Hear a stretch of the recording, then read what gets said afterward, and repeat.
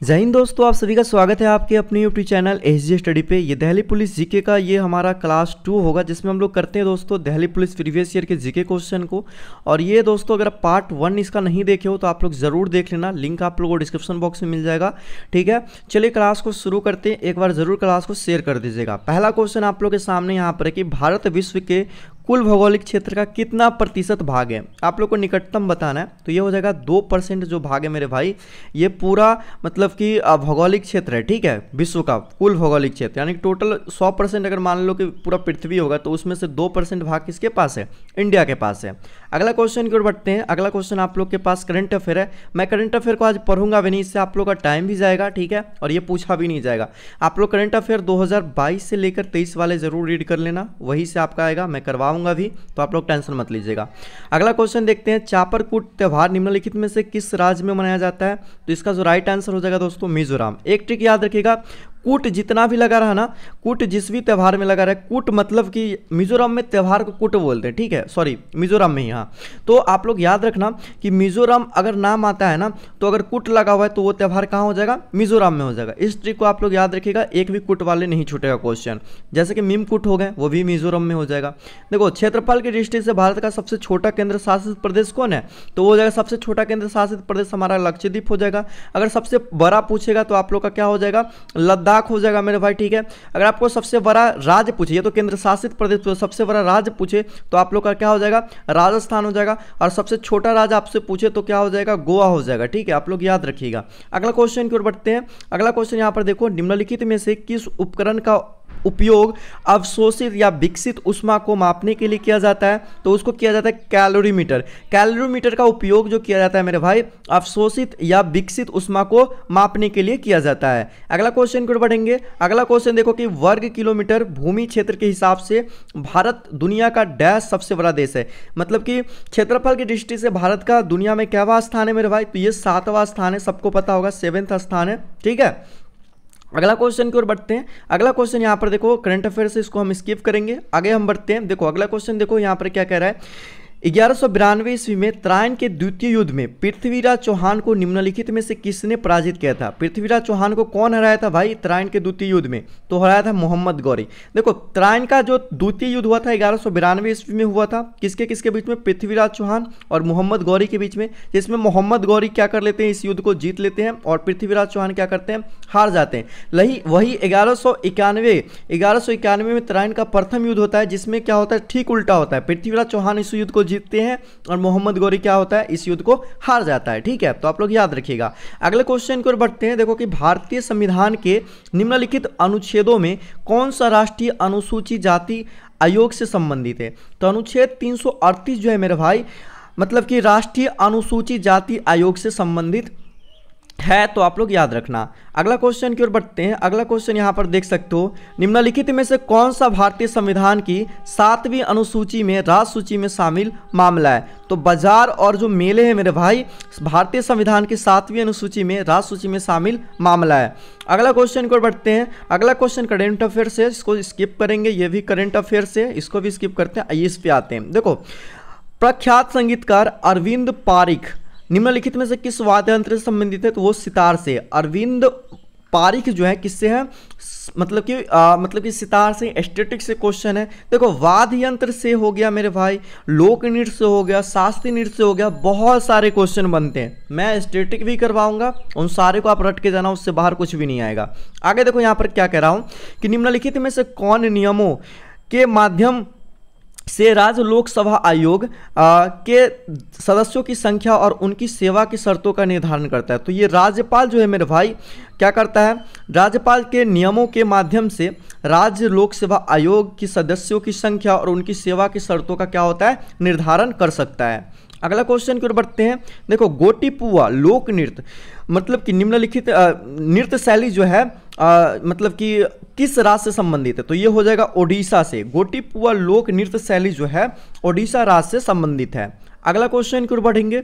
अगला क्वेश्चन यहाँ पर देखो क्या कह रहा है, समुद्री उत्पाद निर्यात विकासशील प्राधिकरण MPEDA की स्थापना डैश में हुई थी, कब हुई थी मेरे भाई, तो 1972 ईस्वी में हुई थी, आप लोग याद रखिएगा।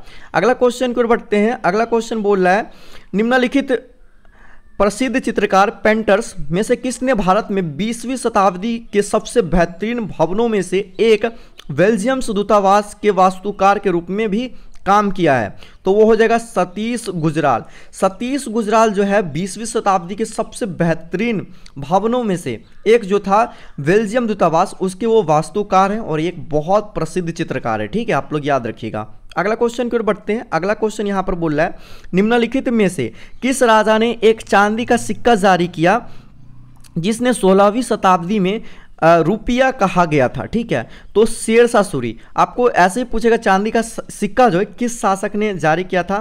तो शेरशाह सूरी ने किया था, आप लोग याद रखिएगा। अगला क्वेश्चन की ओर बढ़ते हैं और अगला क्वेश्चन आप लोग के सामने है, बच्चे को दूध पिलाने वाली माताओं के दूध निम्नलिखित में से कौन सा हार्मोन पाया जा सकता है? तो क्या पाया जाता है? प्रोजेस्टेरोन पाया जाता है। ठीक है, प्रोजेस्टेरोन जो है मेरे भाई हार्मोन जो है पाया जाता है कौन से? बच्चों के दूध पिलाने वाली माताओं के दूध में। आगे चलते हैं, अगला क्वेश्चन की ओर बढ़ते हैं। अगला क्वेश्चन यहाँ पर आप लोग देख सकते हो, निम्नलिखित में से किस तंतु, जिसको हम फाइबर बोलते हैं, को कृत्रिम रेशम भी कहा जाता है? तो रेयॉन। ठीक है, निम्नलिखित में से रेयॉन तंतु को कृत्रिम रेशम भी कहा जाता है, आप लोग याद रखिएगा। अगला क्वेश्चन की ओर बढ़ते हैं। अगला क्वेश्चन आप लोग का करंट अफेयर से, इसको स्किप करेंगे। ठीक है, चलिए आगे देखते हैं। अगला क्वेश्चन है कि भारत की आकस्मिकता निधि का संरक्षण कौन करता है?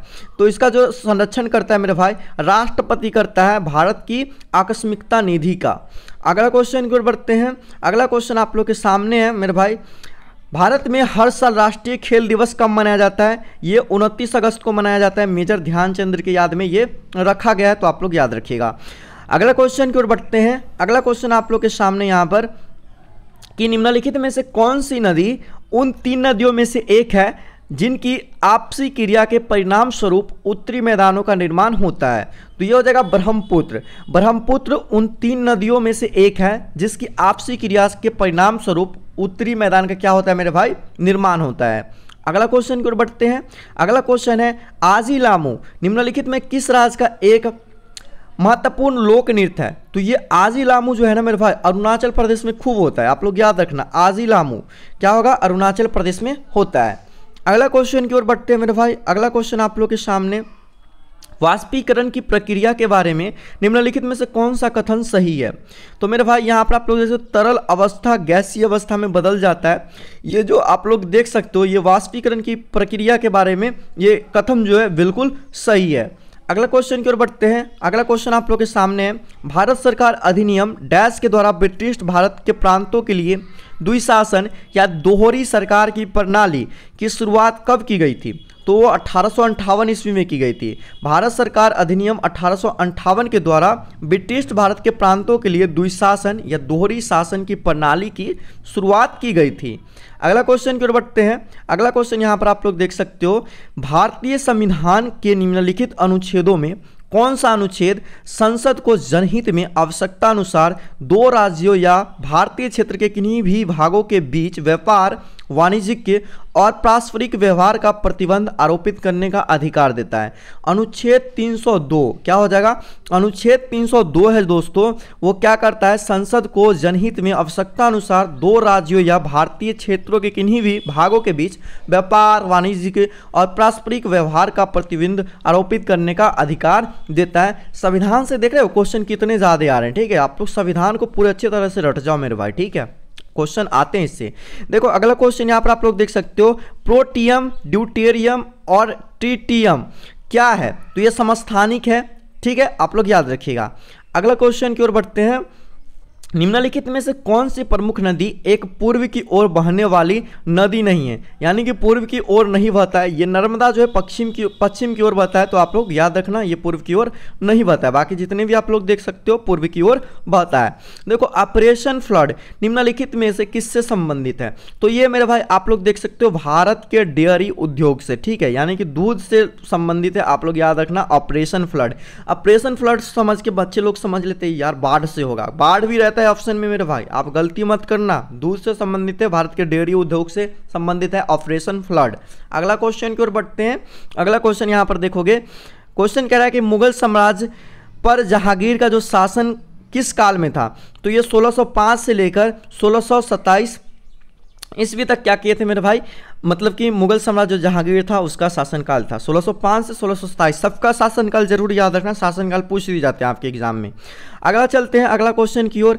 सितंबर 2020 तक लोकप्रिय बालिका बचत योजना, ये हो गया मेरे भाई करंट अफेयर्स, इसको स्किप करते हैं। चलो आगे देखो, निम्नलिखित में से कौन सा रोग प्रोटीन की कमी के कारण होता है। तो प्रोटीन की कमी के कारण जो रोग होता है मेरे भाई, ये प्रोटीन की कमी के कारण नहीं होता। ये जो आप देख रहे हो क्वासियोर जो है मेरे भाई, क्वासियोकोर जो है, ये रोग जो होता है प्रोटीन की कमी से होता है, आप लोग याद रखिएगा। अगला क्वेश्चन की ओर बढ़ेंगे। अगला क्वेश्चन यहाँ पर देखो, ट्राई फूड परियोजना निम्नलिखित में से किस मंत्रालय ने लॉन्च की। ट्राई फूड परियोजना जो है मेरे भाई, ये केंद्रीय जनजातीय कार्यक्रम मंत्रालय, ठीक है, कार्य मंत्रालय ने इसको लॉन्च की थी। ये भी एक तरह से करंट अफेयर, लेकिन आप याद रख सकते हो, ठीक है, ये सही क्वेश्चन है, ये बदलता नहीं है।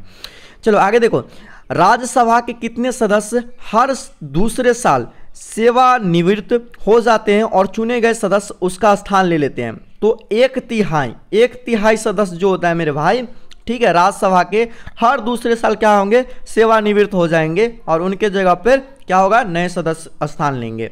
अगले क्वेश्चन की ओर चलते हैं। अगले क्वेश्चन यहाँ पर देख लो, भारत की भू राजनीति और भू अर्थशास्त्र पर वार्षिक वैश्विक सम्मेलन रायसीना डायलॉग का 5वां संस्करण किस स्थान पर आयोजित किया गया मेरे भाई। तो ये नई दिल्ली में किया गया था, आप लोग याद रखिएगा। अगला क्वेश्चन की ओर बढ़ते हैं। अगला क्वेश्चन यहाँ पर करंट अफेयर से, इसको छोड़ेंगे हम, ठीक है। आगे देखो, महात्मा गांधी के मार्गदर्शन में बारदोली सत्याग्रह में किसानों के आंदोलन का नेतृत्व किसने किया था। तो वो किए थे सरदार वल्लभ भाई पटेल। महात्मा गांधी के मार्गदर्शन में बारदोली सत्याग्रह में किसानों का जो आंदोलन का नेतृत्व कर रहे थे वो सरदार वल्लभ भाई पटेल थे, आप लोग याद रखिएगा। अगला क्वेश्चन की ओर बढ़ते हैं। अगला क्वेश्चन यहाँ पर आप लोग देख सकते हो, निम्नलिखित में से कौन सा अनुच्छेद संपत्ति के अधिकार से संबंधित है। ये अनुच्छेद 300 का ए जो है ना मेरे भाई, ये संपत्ति के अधिकार से, आप लोग याद रखिएगा, ठीक है। अब देखिए यहाँ पर अगला क्वेश्चन की ओर बढ़ते हैं। अगला क्वेश्चन कह रहा है कि जब भारत स्वतंत्र हुआ था उस समय भारतीय राष्ट्रीय कांग्रेस के जो अध्यक्ष थे वो कौन थे। तो वो थे जेबी कृपलानी। जब भारत मतलब कि स्वतंत्र हुआ था उस समय भारतीय राष्ट्रीय कांग्रेस के जो अध्यक्ष थे वो कौन थे, जेबी कृपलानी थे, आप लोग याद रखिएगा। अगला क्वेश्चन की ओर बढ़ते हैं। देखो कि ये हो गया मेरे भाई, देखो दिसंबर 2019 तक की स्थिति के अनुसार निम्नलिखित में से किस भारतीय राज्यों में सबसे अधिक राष्ट्रीय उद्यान है। ठीक है, मध्य प्रदेश, आप लोग याद रखना, अभी भी वर्तमान में मध्य प्रदेश ही है, ठीक है, इसलिए मैं ये करवा रहा हूँ। आगे देखो, बहमनी साम्राज्य की स्थापना किसने की थी। बहमनी साम्राज्य की स्थापना जो है अलाउद्दीन बहमन शाह ने किया था, आप लोग याद रखिएगा। अगला क्वेश्चन की ओर बढ़ेंगे मेरे भाई। अगला क्वेश्चन यहाँ पर आप लोग देख सकते हो, करंट अफेयर से इसको छोड़ेंगे, हम स्किप करेंगे, ठीक है। आगे देखो, यहाँ पर है कि निम्नलिखित में कौन हिंदुस्तान रिपब्लिकन एसोसिएशन के महत्वपूर्ण सदस्य थे जिन्होंने अपने साथियों के साथ काकोरी ट्रेन डकैती की थी। ठीक है, तो ये थे अशफाकुल्ला खां जो था मेरे भाई, हिंदुस्तान रिपब्लिकन एसोसिएशन के महत्वपूर्ण सदस्य थे और वो अपने साथी के साथ क्या किए थे, काकोरी ट्रेन डकैती किए थे। अगला क्वेश्चन की ओर बढ़ेंगे। अगला क्वेश्चन देखो क्या कह रहा है, सलार जंग संग्रहालय निम्नलिखित में से किस शहर में स्थित है। ये हैदराबाद में है। हैदराबाद में कौन सा है, सलार जंग संग्रहालय स्थित है। अगला क्वेश्चन की ओर बढ़ते हैं मेरे भाई। देखो अगला क्वेश्चन क्या कह रहा है, यहाँ पर आप लोग देख सकते हो क्या कह रहा है कि आधार आधारित लेन देन के लिए आइरिस आइडेंटिफिकेशन की पेशकश करने वाला पहला बैंक निम्नलिखित में से कौन सा है। तो ये एक्सिस बैंक है। ये भी करंट अफेयर्स है, बस आप याद रख सकते हो। आगे देखो, यहाँ पर ये तो करंट अफेयर है। चलो आगे देखो, ये भी करंट अफेयर से ही क्वेश्चन है, ठीक है, लेकिन एक बार मैं देख लेता हूँ इंग्लैंड के बेस से, ठीक है, काउंसिल। ये भी करंट अफेयर से, तो करंट अफेयर से बहुत क्वेश्चन आ रहे हैं, टोटल करंट अफेयर है। तो टोटल यहाँ पर हम लोग का क्वेश्चन जो होता है आज खत्म हो गया, 50 के 50 क्वेश्चन जीके का। बताना क्लास कैसा लगा। करंट अफेयर के वेटेज आप देख रहे हो ना कैसे पूछे जा रहे हैं। तो करंट अफेयर इसको याद नहीं रखना, क्योंकि 2020 के करंट अफेयर पूछे नहीं जाएंगे, इसलिए मैं स्किप कर रहा हूँ। आपका टाइम भी बचेगा, आप ध्यान मत देना इन सब पे।